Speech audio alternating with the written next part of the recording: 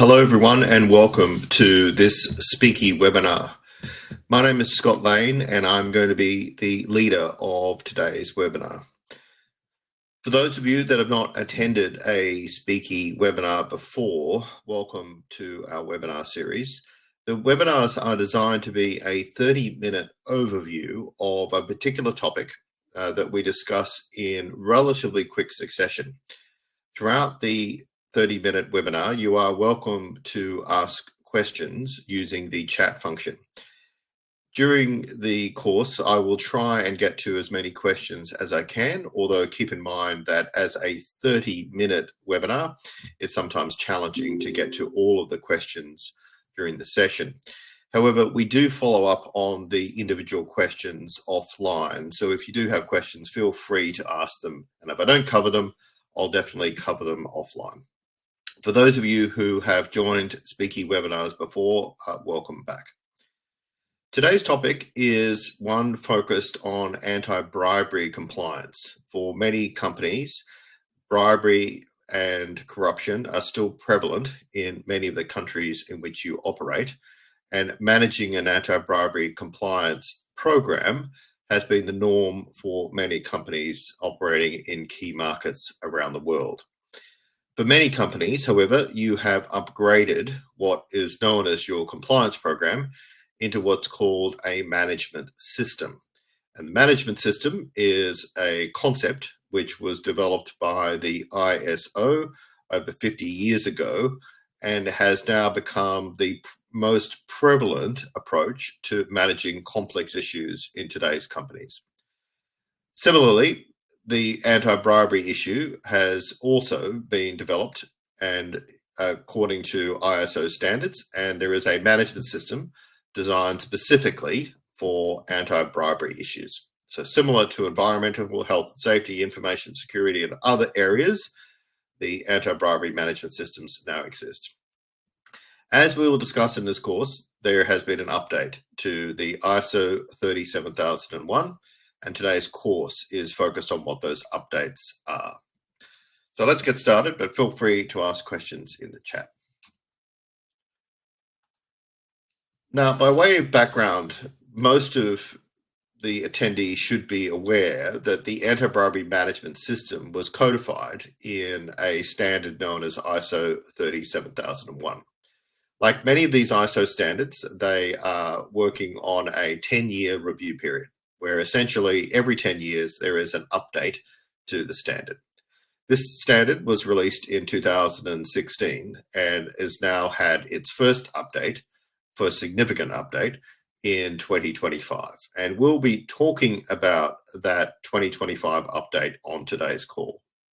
For those of you that are not familiar with the standard, certainly I encourage you to have a look at the 2025 version, and you can see how the anti-bribery management system is a significant upgrade from the typical compliance program that many companies may operate. The management system concept is consistent throughout ISO, and it adds a lot more depth and power to what is otherwise a compliance program. The updates that we'll talk through on today's webinar are not significant updates, but they do provide a couple of key areas which we'll focus on that companies need to be aware of. So if you are embarking on a management system for the first time, or you have an existing anti-bribery management system and you're looking to address it according to the new changes, this webinar will be ideal for you to understand those new changes. So let's look at the broad perspective of some of the key changes. Now, in this webinar, we won't cover all of the changes, but we'll cover those ones which are the most important to you as you embark on this ABMS journey. Now, many of you will know that the ISO standards, at least the management system standards, follow a very consistent path. Many of the standards are now what's called harmonized, meaning they follow the same approach, chapters 4 through to chapters 10. A lot of the words, a lot of the definitions are consistent across all of the standards. So whether you're working on an environmental management system, a quality management system, an anti-bribery management system, a compliance management system, information security, you will see the same set of definitions and you'll see the same set of clauses. Now, as you might expect, there are updates and there are reviews to all of those management system standards, and they need to be in sync. So in order to have a harmonized structure, from time to time, some of the standards need to be edited and changed so that they remain harmonized. And that's exactly what has happened here. So since 2016 to 2025, there has been a number of changes in other standards. And as a result, the standard needs to be updated. So there are a number of terms and definitions which have changed in this new harmonized version. We won't go through them in detail, but you can assume that most of those definitions are simply harmonization. They're adjusting definitions or adjusting words to be harmonized across other areas. Some good examples of that might be using the words interested parties as opposed to stakeholders. Stakeholders was a term that we were all very used to. However, other standards have adopted the phrase interested parties, and therefore now the standard uses the word interested parties. Again, those harmonized changes are relatively straightforward and are fairly obvious and are not something that should concern you too much. Now, there are some other changes in what we call this harmonized structure change, which are relatively also simple to follow and understand. There's been a few shifting of clauses. So, for example, 10.1 and 10.2, which is talking about continual improvement, have been swapped around. Again, not substantial, but it changes sometimes the way in which you may run your system because you may need to make some adjustments on your side. So there are a few switching around of clauses, a few naming of clauses. There's a few harmonized issues that apply. The second piece in this harmonized structure which has changed is since the development of the original 37,001, there's been a lot of development in the 37,000 range. Now, the 37XXX, as we call it, has a number of standards and guidelines issued. So since 2016, we've seen a compliance management system, 37301. We've seen whistleblowing released. We've seen investigations released. We've seen changes around conflicts of interest guidelines. We've seen guidelines issued on governance. So there's been a lot of development since 37,001 anti-bribery was released. So there's references throughout the document, which have now been included. So quite helpfully, the standard has been adjusted to refer to those other guidelines where they're relevant. So again, not substantial changes, but what the ISO system is trying to do is to link together the various elements of the governance standards together so that you can see how they all interact. So there's been some changes in this 2025 version to include those other references. Again, they're always there, but those references have been included. Another change which has been made over the last 2 years in some of the standards already as a minor change was a reference to climate change. Now, you might be asking yourself, what has climate change got to do with an anti-bribery standard? And that is a very reasonable question, which I'm not sure I can answer. But all of the standards have now a reference to climate change. Now, this is obviously going to be relevant to some standards more than others, and this is probably one of those situations where it's not particularly helpful here. But the reference from ISO is trying to say that we should be thinking of climate change as part of what we do every day, and that should include considering it as part of our initiatives around our anti-bribery management system. So again, there's a reference to climate change and whether you've thought through whether or not those climate change issues are relevant as part of your ABMS. Now, in most cases, they're probably not going to be relevant, but there may be situations arise where you think it is particularly relevant in certain countries. Now, the second category that we'll look at today form what's called the changes in titles and structure of the document. So in addition to the alignment or harmonization category, there's a second category we'll look at, which is changes in titles and structure. Now, again, these are typically typographical issues or small changes which have been made, which change the title, adjust some headings, and move things around a little bit. Again, not material, but when you look at a markup of the standard, which you can buy, you will see there's a lot of red markup. Now, that is a little misleading because in many cases, things have been deleted and moved. So it doesn't necessarily indicate there's significant changes, but certainly when you look at a markup, you'll be thinking that there's significant changes, but actually things are just moving around a little bit. So there is a little bit of change in the headings and the way things have shifted across the standard. So again, the impact to you might be to where you've made references to the standard in some of your documents. You might need to make some adjustments to those references. And so typically you'll find that in the training section where things have shuffled around a little bit. So again, not big changes, but from a documentation perspective, they're things that you might just want to double check to see if there's any overlap. Now, the focus of today is less about the harmonization and the typos. It's more focused on what are the new initiatives under the standard. And we're going to touch on a couple of them. We're going to talk about the new requirement around having an anti-bribery culture. And as we'll discuss, arguably that was already in there, but it's now been called out as a separate section. We'll also talk about some of the issues around conflicts of interest, and we'll touch on this in a second. And there is a new set of guidelines issued by ISO when it comes to conflicts of interest, and that is referred to in the document. So I will come to that in a moment. ISO 37008, the guidelines. And we'll talk a little bit more about some of these requirements as we get through. So as an overview, think of it as three categories of changes. There's the harmonization changes, which we're not going to focus too much on. There's the changes in titles and structure. Again, we're not going to focus too much on those, but recognize they do exist and you'll need to make those documentation changes. But let's focus on the new changes which are in the standard. So firstly, let's focus on these four issues. Now, as you look at the screen, you'll see there are four issues listed on the left-hand side, and on the right-hand side, we've included some of the actual references from the new standard. So firstly, let's talk about the anti-bribery culture.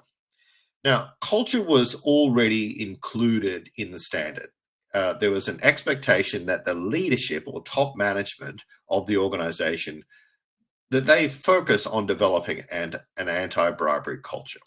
So there was already an expectation in the standard that culture was important, and there was already an expectation that leadership or top management drive that culture through the organization.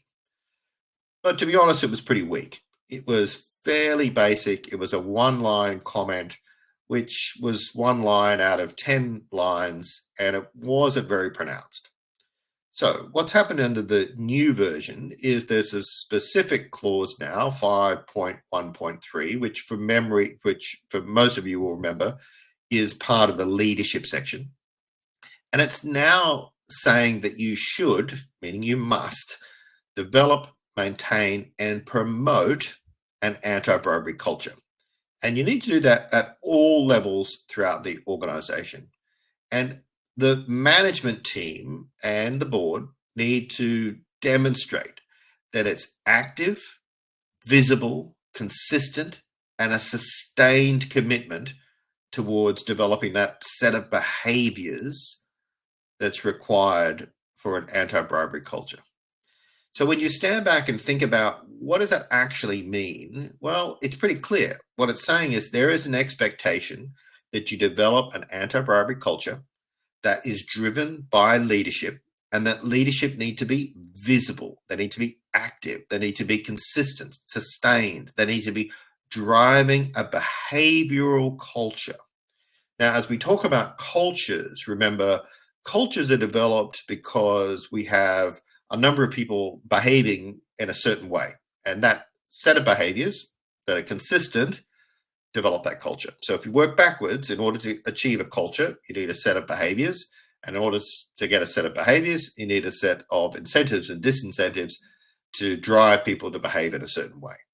So what the standard is doing is it's pushing you to say, we know that culture is important, but before we get to culture, we know that it needs a lot of people acting and behaving in a certain way. And so you need to focus on the behaviors. Now, that is a really important piece of the standard, and it will increasingly become important as more and more companies adopt this standard. What we don't want to see is it becomes a tick box exercise. And I don't believe it is that at the moment, certainly not from my perspective.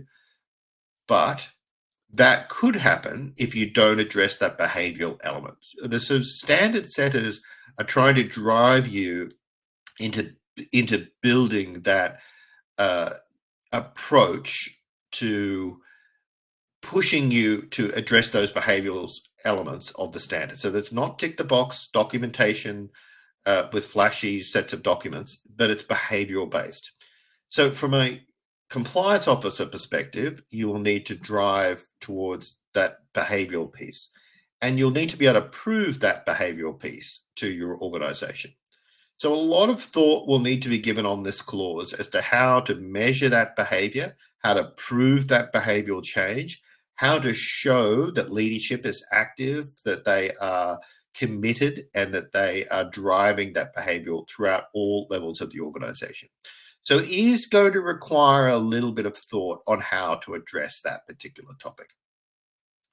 Now, there are some areas of behavior which companies try to address through looking at the lens of, for example, an annual survey, for example, or a trust barometer. There's a number of ways that companies try and address this behavioral measurement. They may well be useful, but they may not be, to be honest. You may need to think through what additional areas you need to do in addition to the annual survey, which is not always ideal. Now, moving on to the next major area, we'll look at planning of changes. Now, this isn't rocket science. This is just a new clause that basically says, if you're going to change the ABMS, have a structure of change. Now, most companies will have a change management system or a change acceleration system that they'll put in place. So when they're making new policy, new training, new due diligence, new initiatives, new conflicts, or even the behavioral change, they'll think through how do they have a change management system. So from an audit perspective, what we're looking for is that you have some sort of system by which you change things. So again, not rocket science. Most companies already have some sort of change management system. Now, you'll see that the conflicts of interest piece, which we'll cover in a second, even more detail, is something that ISO is focused on. And ISO 37009 is the relevant set of guidelines. It is in development, although there are some versions which are available online, but it will be a set of guidelines. So it's not a standard that you can adopt, but it is a set of guidelines that you can follow. So that, again, for most of you who are working in the compliance area, that is not rocket science. It is consistent with all of the basic understandings, but it is useful because it's in one document. So there is a new emphasis on conflicts of interest, and we'll discuss that in a little bit more detail. The standard already talks a lot about non-financial controls. So it says there are financial controls and non-financial controls to prohibit bribery. And many of those non-financial controls are things, the sales process and, for example, due diligence, procurement, marketing. There are a number of non-financial controls. And what the standard is now saying is, by the way, there's some new ones, which you should consider those non-financial controls in your M&A activities, your merger and acquisitions activity. Again, something that we probably already had for many years, but it's now calling that specifically out in the standard. Now, the second big chunk which has been adjusted in the standard is around awareness and training. So we often at Speeki call it awareness, communication and training, ACT. And there's been quite a few changes in this section. Now, again, not material changes, but there's one thing that has been escalated. And the area which has been escalated relates to training for business associates. So business associates are essentially third parties. So this was already a requirement in the standard. So this is a 2016 requirement. But in 2025, it's been called out into a separate section. So a lot of changes in this section, a lot of redlining, but actually when you break it all down, what's really changed is the emphasis on training third parties. Now, again, the standard is not telling you that you need to train all your third parties. What the standard is saying is on a risk basis, set out in your risk assessment in 4.5, you should know the highest risk third parties, and you should consider how you educate or train those third parties. And you decide how best to do that, when to do that, how to do that, and in what format. But the standard specifically recognizes that training third parties is an important element and that you should consider how to do that. Now, there are another bunch of changes in the standard, and these are relatively straightforward, but they're just shifting content around. Again, there's been changes on the management reviews and some changes on the internal audit section. So certainly not material changes, but some shuffling around of words and the clauses and definition, and the way they're structured. But again, the content is very consistent. But for those of you that have an ABMS, you might need to adjust some of the words that you currently cover. So what does all this mean for you?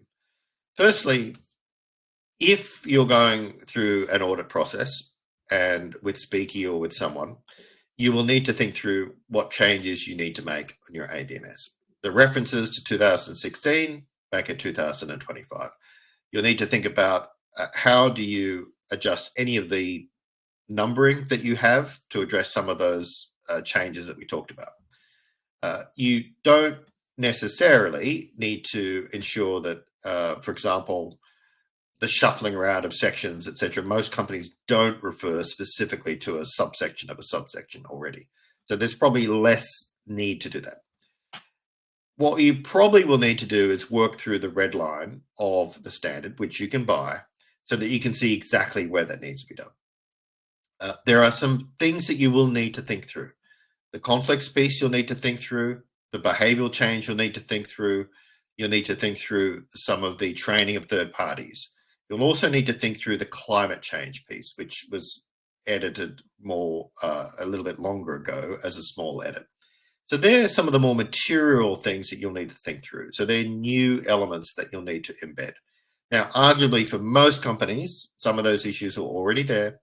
For example, training third parties or behavioral change around building a culture. Some of those things are already there, but they're now more pronounced and they've been called out specifically. And so certainly as an audit firm, they're things that we will ask questions on. So I certainly encourage people to do that. So like all Speeki webinars, we finish with the top 5 things. The top 5 things that we think you should focus on as a result of the changes in 2025. And in doing so, I'll address a couple of questions that haven't already been asked or answered in relation to culture. So firstly, the standard does sync together very well. And it syncs very well with all of the other standards. And it now integrates much better across the 37XXX range. So for those of you who are focused on anti-bribery, I do encourage you to think through some of those other standards and guidelines that are now available across the 37 range. On our website, under assurance, you will see a bunch of other areas there. So whistleblowing, the to be released conflicts piece, investigations, you'll see areas discussing compliance management and governance. You'll also see, which I haven't mentioned here, the risk management standard, 31,000. So there's definitely a lot of harmonization now. So since the old version to the new version, a lot of those 37s have been built out and they will help you. So for example, When you're looking at a whistleblowing program in Chapter 9 of the ISO 37001, if you need to build a whistleblowing system, you can look at those guidelines. In Chapter 9, when you're looking at building investigations system or investigations protocol for bribery issues, you can refer to the investigations guidelines. So there's now a lot of interaction across those 37,000. So getting your head across all of those is actually a really important piece, because they all start now to fit together much more nicely, and they're a little bit more synced up as a result of that harmonized structure. Secondly, we've touched on conflicts of interest and the new release of some guidelines. This is an important area, and we know from anti-bribery that conflicts are interlinked with bribery almost every time. Almost every bribery issue is a result of a conflict of interest in some way. Someone putting themselves ahead of the organization in most situations. So we know those things are linked. Now, most companies have got a conflicts policy, they've got some kind of conflicts management system, but to be honest, they're pretty weak. They are disclosure-based, tell us if something changed. They're very rarely verified, they're very rarely spot checked, they're very rarely analyzed, they're very rarely sort of dug in, or people don't dig deeper on disclosures or non-disclosures. They're normally very weak when it comes to monitoring. It's literally a system that, maybe there's a system, but there's a document or a system or a form that says, if you've got something to tell us, tell us. That is, I think, probably not sufficient under this new standard. There needs to be a much more rigorous system around how do we identify gaps, how do we identify those that have not reported, how do we validate silence, and is that accurate? So there's going to have to be a little bit more thought given to that conflicts process. And it's definitely an area that I would challenge companies to think through and really upgrade their thinking in this area. Most of my work on the audit side identifies pretty basic conflicts management. And I think that's actually one of the issues that continues to drive some of these anti-bribery challenges. Finally, culture. There's a few questions around culture and how to show culture. There's a couple of areas when I'm interviewing companies, when we do audits, I might interview perhaps 80 to 100 people across the organization. Now, when you interview people, 80 to 100 people across an organization, you can assess culture pretty simply, actually. You can see consistent messaging. You can see the same terms. You can see a culture of people being more risk averse when it comes to bribery. I can assess culture through how they deal with complex situations. I can assess culture through when I'm interviewing them to feel, when they are faced with a situation, what is their natural response, where they sit on the fence of acceptable or unacceptable. I can assess culture by looking at some surveys that the organization does. I can assess culture through looking at the comments in due diligence reports, the findings in due diligence reports, the standard responses in due diligence reports, the next steps recommended in due diligence reports. All of those are elements which indicate whether the risk appetite of an organization, which plays into that cultural element. So doing a survey on, deciding what culture the organization has, there's some value to that. Asking a few questions in an annual survey, there's some value to that. But the going beyond that, I think, is the biggest challenge for companies. So building that cultural piece and really measuring that effectively is going to be one of the biggest challenges that you can see. Finally, the change management piece should be very easy for everybody, but it's some very key elements there, because we've got to recognize that these things take time, they're complex to integrate, they're complex to roll out. When we roll out these programs globally, what we often see is that they get the first tier of subsidiaries and then the rest gets lost, or some far-flung countries get lost. And that's an indicator that the change management system isn't working. And finally, remember, as we go through the standard, it's risk-based. So we've looked at training of third parties. We've looked at the sorts of third parties we need to train. It is risk-based. The standard's not suggesting that everyone needs to be trained. The standard's not suggesting that everyone needs to have a conflicts declaration.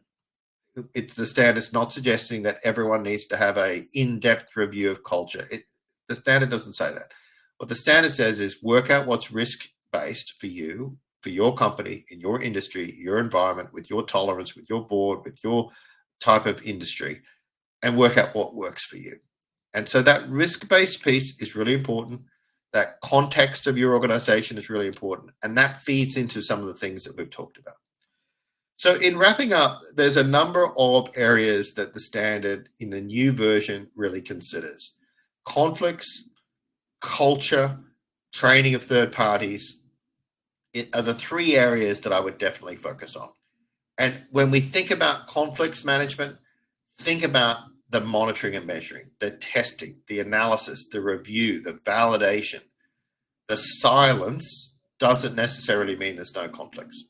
So think through how best to do that. Think through that risk assessment on suppliers and third parties, and think through that cultural piece. How do we test culture? How do we test behaviors? How do we drive behaviors? And how do we measure it? Hopefully, that has given you some information on the 2025 version of the new standard. For those questions that I didn't get to, or you need more information, feel free to reach out to myself or one of my team, and we will try and give you some direction and support. Thank you for listening to this edition of the Speeki webinar, and we look forward to seeing you at subsequent versions soon. Take care.